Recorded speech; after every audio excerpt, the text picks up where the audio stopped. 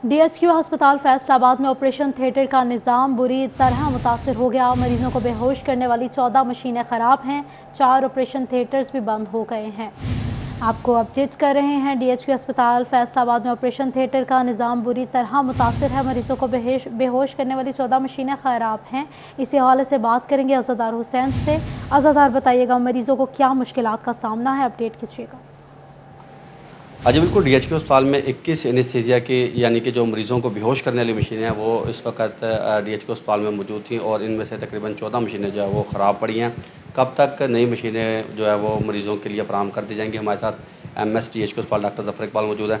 जी sir बताएं, DHQ अस्पताल इंतज़ामिया अपनी भी मशीनें 2 एनेस्थीसिया की जो थी वो ख़रीद रही थी, जी तो क्या कहेंगे? कब तक 11 मशीनें इस वक्त हमारे पास फ़ाल हैं, 2 हमने पीएलए से नई ख़रीदी हैं और बाकी 15 मशीनों वेंटिलेटर समेत सेक्रेटरी साहब और डी साहब तशरीफ़ लाए थे। उन्होंने वादा किया है कि बहुत जल्द हमें प्रोवाइड कर दी जाएंगी।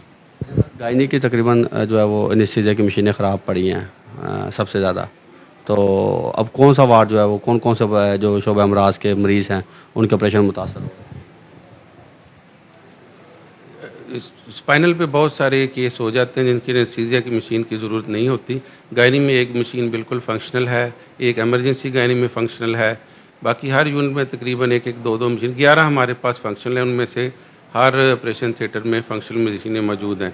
बाकी टेबल्स पे, स्पाइनल पे और लोकल के केस होते रहते हैं, तो इंशाल्लाह जल्दी बाकी भी पहुंच जाएंगी। वो 11 जो हमें 2 मिली हैं उनको एडजस्ट करके काम हम चला लेंगे। जो 2 मशीनें मिली या आपने अपने बजट से खरीदी हैं या हुकूमत ने फराहम? ये हमने पीएलए से खरीदी हैं, अपने बजट से खरीदी हैं। अच्छा बिल्कुल, 2 एनेस्थीसिया की मशीनें जो है वो अपने बजट से खरीदी हैं। ताहम सेक्रेटरी हेल्थ अली जान की जानिब से जब विजिट किया गया था तो डीएचक्यू अस्पताल इंतज़ामिया की जानिब शुक्रिया अज़ादार आपका। दूसरी जानिब फैसलाबाद में बिस्मिल्लाह गार्डन हाउसिंग सोसाइटी पर शहरियों के साथ मुबैना फ्रॉड का इल्ज़ाम है। सोसाइटी के मालिकान के खिलाफ तहकीकात शुरू।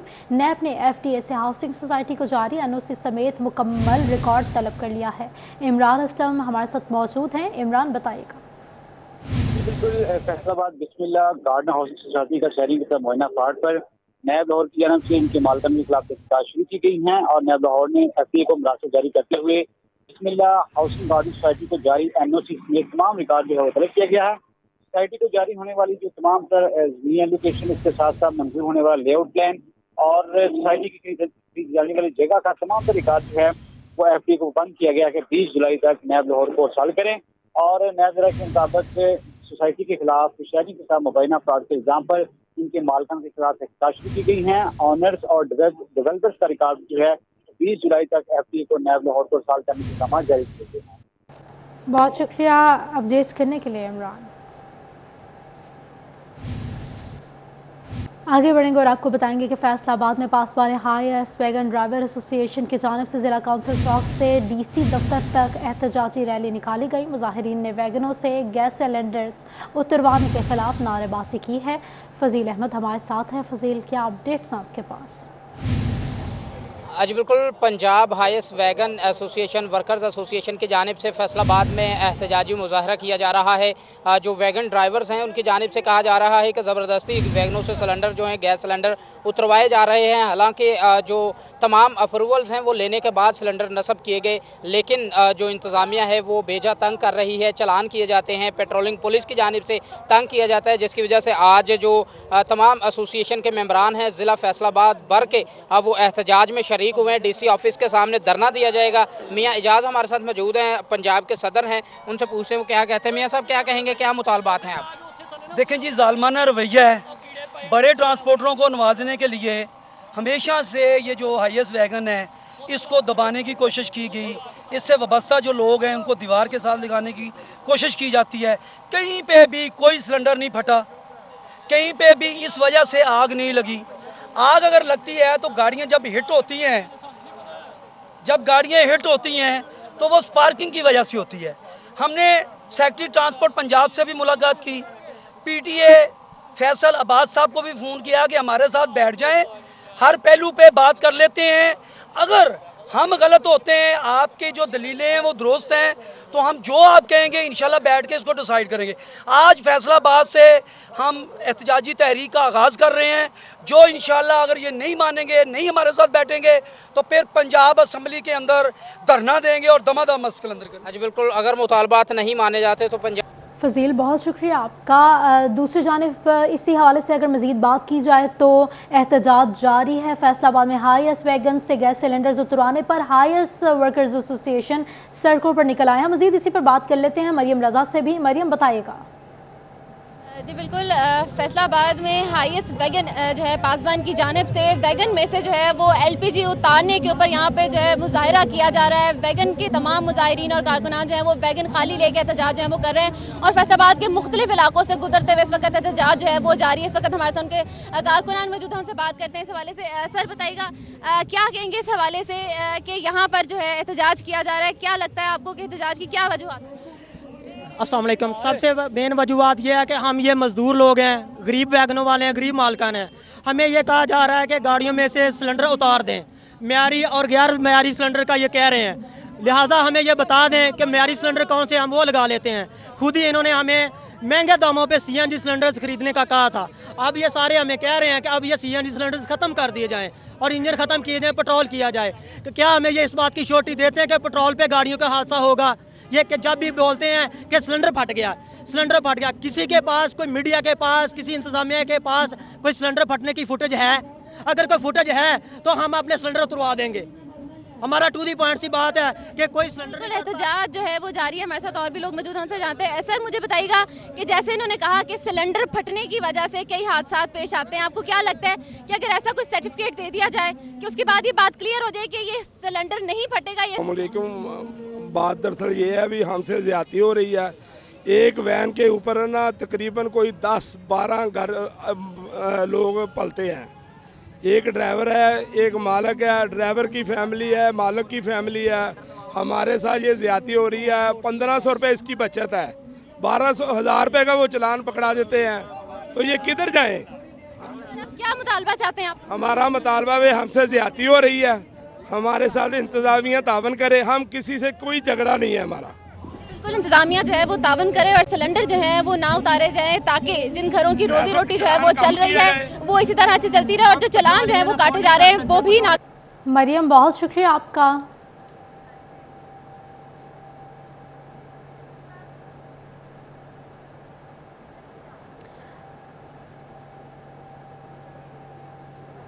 दूसरी जानिब इंडस्ट्री पर बिजली कीमत में 1 रुपये मजीद बढ़ गया है।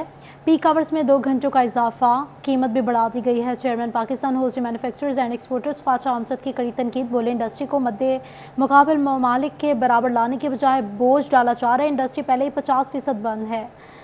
इसी हवाले से बात करेंगे मोहम्मद बिलाल डोगर से। बिलाल, बताइएगा। आज बिल्कुल हुकूमत पाकिस्तान की जानिब से डूबती इंडस्ट्री के ऊपर एक और बोझ जो है वो लाद दिया गया है। जो पीक आवर्स 4 घंटे के लिए मुख्तस किए गए थे, जिनका दौरानिया जो मखसूस था, उनको मजीद 2 घंटे बढ़ा दिया गया है। जो 6 से 10 था उसे 5 से 11 कर दिया गया है। 1 घंटा स्टार्टिंग और 1 घंटा एंड से बढ़ाते हुए 6 घंटे कर दिया गया है। और पर यूनिट की कीमत जो है वो भी बढ़ा दी गई है। इस हवाले से इंडस्ट्री के अंदर काफ़ी तहफ़्फ़ुज़ात इंडस्ट्री मालिकान की तरफ से हो रहे हैं। PHMA के चेयरमैन हमारे साथ मौजूद हैं। ख्वाजा साहब, इसके क्या इम्पैक्ट्स आएंगे? और पहले आप लोग दरख्वास्त करेंगे सस्ती बिजली, ऊपर से 49.35 रुपये फ़ी यूनिट पड़ेगा, जो कि कम बेश 34 के करीब था, और उसके साथ साथ अगर देखें 38 के करीब था, और पीक आवर्स के दौरानिया भी जो बढ़ाया गया। ये मैं समझता हूँ कि इतना बड़ा बोझ इंडस्ट्री पर पड़ा है कि इंडस्ट्री की सर्वाइवल एट स्टेक है। जो हमारी एक्सपोर्ट हैं वो ग्रेजुअली डिक्लाइन हो रही हैं। $30 बिलियन से कम हो के वो हार्डली $20 बिलियन पर हम आ गए हैं।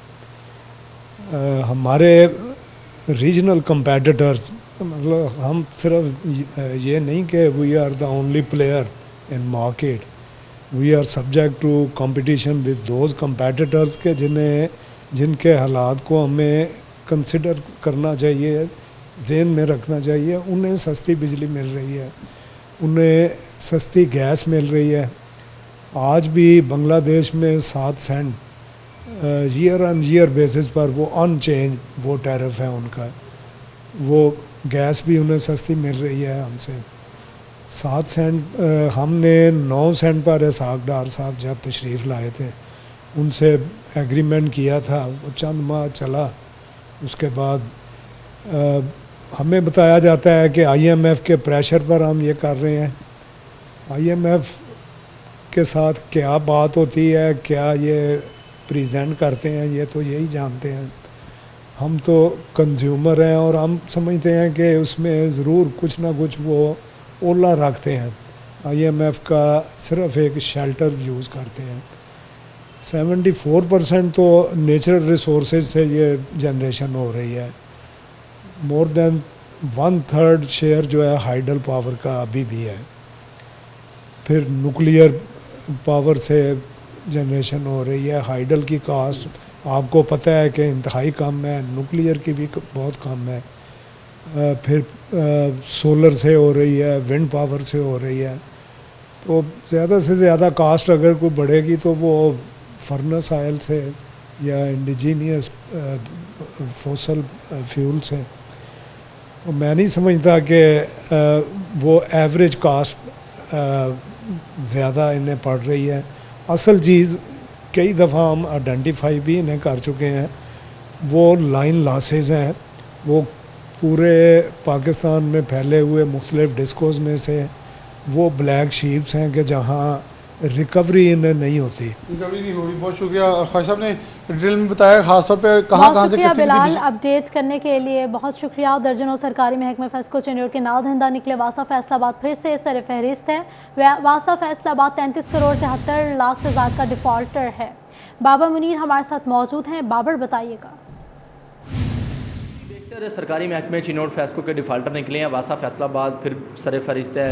33 करोड़ 37 लाख रुपए से ज़ायद की जो रकम है वो उसके ज़िम्मे वाजिबुल अदा है। इसी तरह DHQ चिन्योर के ज़िम्मे भी 30 लाख रुपए की रकम है। TMA चिन्योर के ज़िम्मे भी 75 लाख रुपए की रकम है। इसी तरह स्कार्प जो ट्यूबवेल के कनेक्शन है पिंडी भटिया के करीब, उसे भी चिन्योर फैस्को जो है वो सप्लाई दे रही है, तो वो भी 94 लाख रुपए से ज़ायद की डिफाल्टर है। रेवेन्यू ऑफिसर राय अल्लाह दिता खरल हमारे साथ मौजूद है, उनसे बात करते हैं। राय साहब, बहुत ज़्यादा पैसे इन इदारों की तरफ हैं, तो आपने कोई इन्हें नोटिस दिए हैं, टेलीफोनिकली इन्फॉर्म किया है, क्या कहेंगे? जी अस्सलाम वालेकुम। बीइंग रेवेन्यू ऑफिसर हमारा ये रिकवरी का बड़ा इशू बना हुआ है। हमारा काफ़ी डिपार्टमेंट जो हैं गवर्नमेंट के डिपार्टमेंट हैं हमारे वो एरियर में आ रहे हैं, जिसकी वजह से हमें काफ़ी हर्डल्स आ रही हैं, जिसमें वासा जो है वो मेन में है 33 करोड़ है, TMA 75 लाख, स्कार्प है उसका लेकिन हो रहा है उसका ये उसका 1 महीने का बिल होता है, ये इसका क्लियर हो रहा है। बाकी DHQ है वो भी करवा रहे हैं, उनको इन्फॉर्म भी कर रहे हैं हम और उनको नोटिस भी दिए हैं कि हमारी रिकवरी दी जाए। अगर सर ये महकमा रिकवरी नहीं देते फिर इनके खिलाफ कोई कानूनी कार्रवाई करेंगे? जी, इनको नोटिस देते हैं, फिर इसको तहसीलदार के थ्रू इनको सारा उसका जो कानूनी कार्रवाई होती है वो पूरी करते हैं और अपने हायर अप्स को भी हम इन्फॉर्म करते हैं और वो भी इनको नोटिस देते हैं। बिल्कुल जी, जो रेवेन्यू ऑफिसर है उनका इस सिलसिला में कहना है कि इन्हें नोटिस जो है वो जारी कर दिए गए हैं और इनसे ये कहा गया है कि ये अपने जो एरियर हैं जो बकाया जाता है उन्हें फौरी तौर पर जमा करवाएं। जी, यहाँ पे आपको बताएंगे कि लोकल गवर्नमेंट के मातहत अंदरून शहर सड़कों की बहाली के लिए 3 करोड़ 75 लाख रुपए दरकार हैं। इसी हवाले से बात करने के लिए मौजूद है इमरान असलम। इमरान बताइएगा। जी बिल्कुल, फैसलाबाद अंदरून शहर लोकल गवर्नमेंट के मतहत मुख्तलिफ सड़कों की बहाली के लिए डिप्टी कमिश्नर फैसलाबाद की जानब से 3 करोड़ 75 लाख के फंड्स मांगे गए हैं। डिप्टी कमिश्नर की जानब से सेक्रेटरी लोकल गवर्नमेंट को मरासला जारी किया गया है। मरासले में इस्तदा की गई है कि अंदरून शहर में 5 करोड़ की जो रकम थी उस हवाले से जो है वो शहर के मुख्तलिफ इलाकों में जो है वो रोड सेफ्टी की स्कीम को पाए तकमील तक पहुँचाना था। अनफॉर्चुनेटली जो है वो फंड्स ना होने की वजह से कॉन्ट्रैक्टर्स की जानब से काम रोक दिया गया है।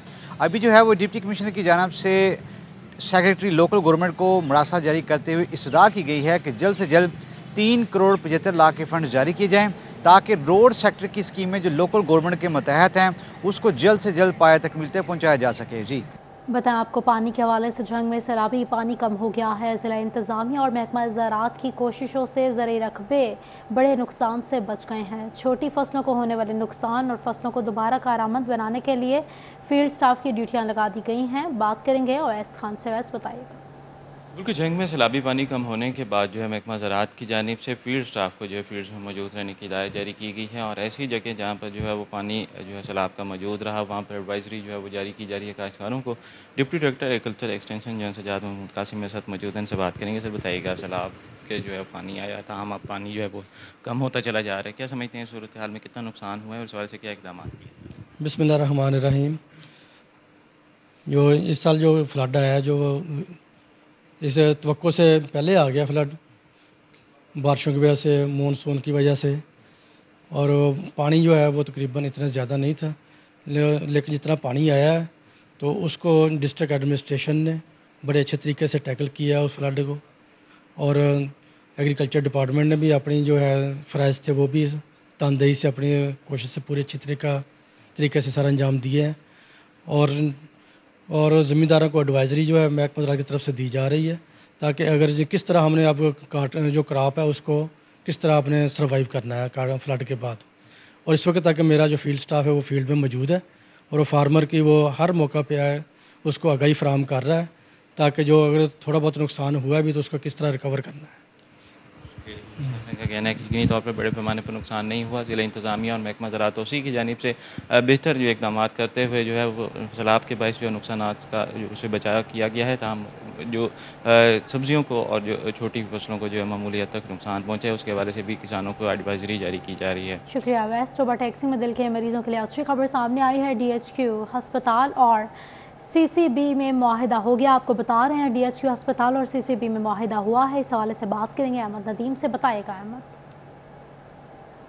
टोबा टेक्सिंग के शहरियों के लिए अच्छी खबर सामने आई है। टोबा टेक्सिंग के डिस्ट्रिक्ट अस्पताल का CCB बोर्ड के साथ जो है वो मुआहदा तय पा गया। इससे जो है वो टोबा टेक्सिंग के डिस्ट्रिक्ट अस्पताल में आने वाले दिल के मरीजों को जो फौरी एंजियोग्राफी जो है वो CCB बोर्ड करेगा। जो है वो इस दौरान जो टोबा टेक्सिंग के डिस्ट्रिक्ट अस्पताल के MS डॉक्टर काशिफ बाजवा और CCB बोर्ड के जो हुकाम है उनके दरमियान मुआहदा तय पा गया। सर आप बताइएगा कि इस जो है वो MOU साइन होने से मरीजों को जो है वो क्या फैसिलिटी दी जाएगी, उनको कौन सी सूरत भी असर है? जी बिस्मिल्लाहिर्रहमानिर्रहीम। जैसे अभी आपने जिक्र किया कि हमारा ये एक डिपार्टमेंट है जो प्राइवेट सतह पे सेमी गवर्नमेंट टाइप चल रहा था KKCCB के अंडर, उसमें उधर डोनेशन की बेसिस पे कुछ लोगों ने वहाँ पर कैथ लैब जो कि हमारी एंजियोग्राफी और एंजियोप्लास्टी यानी कि फौरी तौर पर अगर किसी मरीज़ को कोई हार्ट अटैक होता है वो फौरी तौर पर वहाँ पर उसकी एंजियोग्राफी भी हो सकेगी और वहाँ पर अगर खुदा न खास्ता को स्टेंट्स की ज़रूरत है फौरी डल जाएंगे। हमारी पूरी एफर्ट है, हमारे डिस्ट्रिक्ट कार्डियोलॉजिस्ट हमारे डॉक्टर सलमान अतर साहब और मैं, हम पूरी एफर्ट कर रहे हैं कि उनकी जो बॉडी है KKCCB की कि हमारा उनसे MOU हो जाए और इंशाल्लाह हमारा प्रोसेस में हम विदिन 2-3 में इसमें हासिल कर लेंगे, ताकि हमारा जो भी पेशेंट आए वो फौरी तौर पर उसको हम अगर कोई हमारे पास एक घंटे के अंदर या 1.5 घंटे के अंदर पहुंच जाता है तो हम उसको कोई ज़रूरत नहीं, उसको खुदा न खास्ता दिल के कोई बहुत सारे मसाइल नहीं आएंगे और हार्ट अटैक भी हो जाता है तो ताकि एंजियोग्राफी भी एट द स्पॉट हो जाए और एंजियोप्लास्टी भी हो जाए। ये सहूलियत अभी तक सिर्फ टर्शरी के लेवल पर हैं और किसी ऐसे जो गवर्नमेंट और DHQ हॉस्पिटल में मौजूद नहीं है। अल्हम्दुलिल्लाह हम इसमें पूरी एफर्ट कर रहे हैं। इंशाल्लाह इस पर हमारा उम्मीद है कि 2 से 3 दिन में हमारा MOU हो जाएगा और इंशाल्लाह इसमें हमारी कामयाबी और हमारे मरीज़ बहुत ज़्यादा मुस्तफ़ीद होंगे। बिल्कुल आपने उनकी बात से उनका ये कहना है कि टोबा टेक्सिंग के डिस्ट्रिक्ट अस्पताल में आने वाले जो मरीज़ हैं उन जो हार्ट अटैक और दूसरे दिल के अमराज में मुब्तला जो सीरियस किस्म के मरीज़ हैं उनको जो उनकी जो है वो सर्जरी एंजियोप्लास्टी और जो एंजियोग्राफी फ़ौरन जो CCB बोर्ड से करवाई जाएगी। अहमद बहुत शुक्रिया आपका। फैसलाबाद के ट्रैफिक सेक्टर्स की इमारतें खस्ता खाली का शिकार हैं। सेक्टर में कायम पानी की टंकी ज़मीन बोझ होने के करीब पहुंच गई है। तैयब मकबूल इस हवाले से अपडेट करेंगे। तैयब बताइएगा।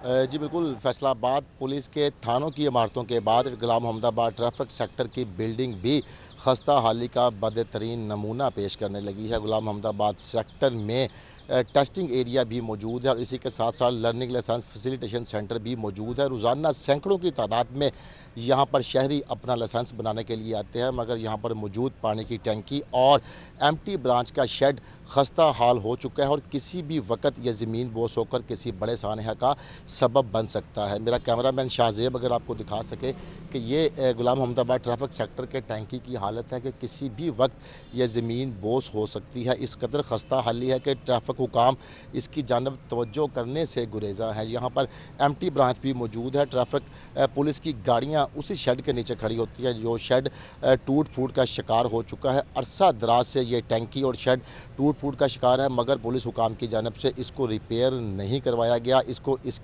इसी पतली हालत पर छोड़ दिया गया है। ट्रैफिक जो एमटी ब्रांच है उसकी सरकारी गाड़ियां इसी शेड के नीचे खड़ी होती हैं और धूप बारिश में ये गाड़ियां भी ख़राब हो रही हैं। दूसरी जानब ट्रैफिक हुकाम फंड्स की कमी का रोना रोते हैं, मगर गाड़ियां धूप और बारिश की वजह से ख़राब हो रही हैं। शेड पर मामूली फंड्स लगने हैं, मगर उसके बावजूद इसको ठीक नहीं करवाया जा रहा। दूसरी जानब ये टंकी उस जगह पर मौजूद है जहाँ पर शहरी लाइसेंस बनाने के लिए आकर यहाँ पर सस्ताते हैं। अगर ये टंकी खुदा न ख्वास्ता ज़मीन बोझ हो गई तो किसी बड़े सानहा का सबब बन सकती है। जी बहुत शुक्रिया तैयब अपडेट करने के लिए।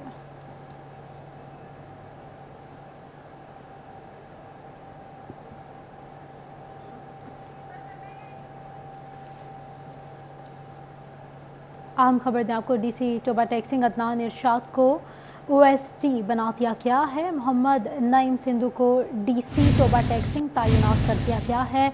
आपको अपडेट कर रहे हैं तबादले के हवाले से। डीसी टोबा टैक्सिंग अदनान इरशाद को ओएसटी बना दिया गया है। मोहम्मद नईम सिंधु को डीसी टोबा टैक्सिंग तैनात कर दिया गया है। आपको अपडेट कर रहे हैं इस हवाले से। तैनाती के हवाले से डीसी टोबा टैक्सिंग अदनान इरशाद को ओएसटी बना दिया गया है। मोहम्मद नईम सिंधु को डीसी टोबा टैक्सिंग तैनात कर दिया गया है। आपको अपडेट कर रहे हैं डीसी टोबा टैक्सिंग अदनान इरशाद को ओएसटी बना दिया गया है। मोहम्मद नईम सिंधु को डीसी टोबा टैक्सिंग तैनात कर दिया गया है। आपको अपडेट कर रहे हैं डीसी टोबा टैक्सिंग अदनान इरशाद को ओएसटी बना दिया गया है। मोहम्मद नईम सिंधु को डीसी टोबा टैक्सिंग तैनात कर दिया गया है। डीसी टोबा टैक्सिंग अदनान इरशाद को ओएसटी बना दिया गया है। मोहम्मद नईम सिंधु को डीसी टोबा टैक्सिंग तैनात कर दिया गया है। इस हवाले से बात करने के लिए हमारे साथ मौजूद हैं कैसर खोगर साहब, बताइएगा इस हवाले से। हुकूमत पंजाब ने डीसी टोबा टैक्सिंग अदनान इरशाद को फौरी तौर पर ओएसटी बना दिया है और एडिशनल सेक्रेटरी महकमा हेल्थ एजुकेशन मोहम्मद सिंधु जो है उनको तब्दील करके डीसी टोबा टैक्सिंग तैनात करने का नोटिफिकेशन जारी किया है। ये नोटिफिकेशन हुकूमत पंजाब ने जारी कर दिया है और मोहम्मद नईम सिंधु को फौरी तौर पर लाहौर से चार्ज छोड़कर आज ही टोबा पहुंचने और चार्ज संभालने का हुक्म दिया गया है। बहुत शुक्रिया अपडेट करने के लिए। फैसलाबाद में चक 224 फतेह 3 के इलाके गौसियाबाद में सुई गैस नायाब हो गई है। शदीद गर्मी में भी सुई गैस की बंदिश है। निज़ाम ज़िंदगी मफलूज होकर रह गया है। अहले इलाका महकमा सुई गैस के खिलाफ सरापा एहतजाज बन गए हैं। आपको अपडेट कर रहे हैं सुई गैस के हवाले से। शदीद गर्मी में भी सुई गैस की बंदिश जारी है। निज़ाम ज़िंदगी मफलूज होकर रह गया है। अहले इलाका महकमा सुई गैस के खिलाफ सरापा एहतजाज बन गए हैं। हमारे नुमाइंदे मोहम्मद अली नारू वहां पे मौजूद हैं, हमें अपडेट करेंगे शहरियों की मुश्किलात के हवाले से। अली बताइएगा। जी बिल्कुल इस वक्त मैं मौजूद हूँ मोहल्ला गौसिया आबाद में, जहाँ पर सुई गैस की बंदिश की वजह से इलाका मकीन मुतल्लिका इदारे के खिलाफ सरापा एहतजाज हैं। शदीद गर्मी में भी चूल्हे ठंडे पड़े हुए हैं। इलाका मकीनों के कहना है कि जो शेड्यूल्ड गैस है कि इतने से इतने बजे तक आएगी वो भी नहीं आती है, किस वक्त आती है कोई इल्म नहीं है। जो निज़ाम ज़िंदगी है वो मफलूज होकर रह गया है। मर्दोजन यहाँ पर सरापा एहतजाज है, मेरे साथ मौजूद हैं, बात भी कर लेते हैं। जनाब बताइएगा क्या कहेंगे, कब से गैस नहीं आ रही है, कैसी सूरत है? गैस काफ़ी दिनों से बंद, इलाका मकीन इंतहाई कसमपुसी के आलम में है। बहुत परेशानी बनी हुई है। बच्चों के लिए खाना बाजार से लाना भी मुश्किल है। गरीब आबादी है। यहाँ के लोग जो हैं कि इनको कोई पता ही नहीं कि किस वक्त गैस आनी है। अनशेड्यूल्ड गैस बंदिश हो रही है। शेड्यूल नहीं है गैस का कोई, जिसकी वजह से परेशानी का सामने आप आगे आइएगा। बताइएगा अगर गैस का शेड्यूल नहीं है, बाहर से महंगे खाने खा रहे हैं, घर की खवातीन परेशान है, क्या कहेंगे?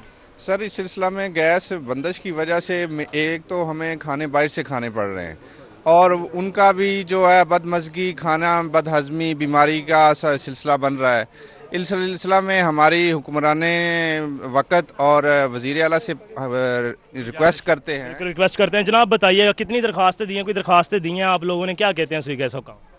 उन्होंने कहा ये मसला सही हो जाएगा, लेकिन अभी तक कोई नहीं हुआ। मेहमान आते हैं तो हम बहुत परेशानी होती है। हमें बाजार से खाना लाना पड़ता है। बाजार से खाना लाना पड़ता है। खवातीन मेरे साथ मौजूद हैं, हाथ में बिल मौजूद है। बताइएगा किन परेशानी का सामना है, कितनी देर से जो है वो सुई गैस की बंदिश जारी है? हाँ तो ज्यों गर्मियां चढ़ियां गैस आया नहीं, तवे ते रोटी पाई हुंदी आ ते उधरों गैस चल जाता वा। प्राहुणे साडे आए हुंदे मेहमान, वो भी उदां ही भुखे चल जाते आ। गैस आउंदा ही नहीं हैगा, 2 मिनट आउंदा वा, आके फिर चल जाता वा। वो जो कहते हैं शेड्यूल है, सुबह आती है, रात को आती है, उस वक्त भी नहीं आती? रात नहीं आता, नहीं आता। रात 10 बजे आता, उस वक्त क्या करना होता, वो तो सोने का टाइम है। नहीं आ रहा है गैस। महंगाई का दौर है, बाजार से खाना लाए या बच्चे ना खाना पूरा किस तरह करना, महंगाई इतनी है। बिल जमा करवा रहे हैं आप लोग? हाँ जी, बिल जमा होंदे आ भी आ सुबह आया वा, ये भी हुण जमा करवाना वा। 2800 रुपया आया वा, तो गैस माफा नहीं आया। बालन इतना महंगा वा ना, जरा कोई हिसाब नहीं। बालन बहुत ज्यादा महंगा वा। बाहर से रोटी पूरी बच्चे दी करिए या महंगा बालन लेके आइए, की करिए। बिल्कुल हालात आपके सामने हैं। सुई गैस की बंदिश की वजह से जो इलाका मकीन है वो खासे परेशान है, सरापा एहतजाज है महकमा सुई गैस के खिलाफ, और एक ही मुतालबा करते नजर आते हैं कि जो आला हुकाम है वो गैस की फराहमी यकीनी बनवाएं। जी चक 224 फतेहद्दीन गौसिया अली नारू मौजूद थे, बहुत शुक्रिया आपका। बता रहे थे कि सुई गैस नायाब हो गई है, शदीद गर्मी में भी सुई गैस की बंदिश है, निज़ाम जिंदगी मफलूज होकर रह गया है। अहले इलाका महकमा सुई गैस के खिलाफ सरापा एहतजाज बन गए हैं, शदीद परेशान हैं, कहते हैं कि गैस नहीं आती। और अपडेट कर रहे थे अली इस हवाले से कि शदीद गर्मी में भी सुई गैस की बंदिश है, निज़ाम ज़िंदगी मफलूज है। अहले इलाका महकमा सुई गैस के खिलाफ शदीद एहतजाज कर रहे हैं और यह एहतजाज अभी उनका जारी है।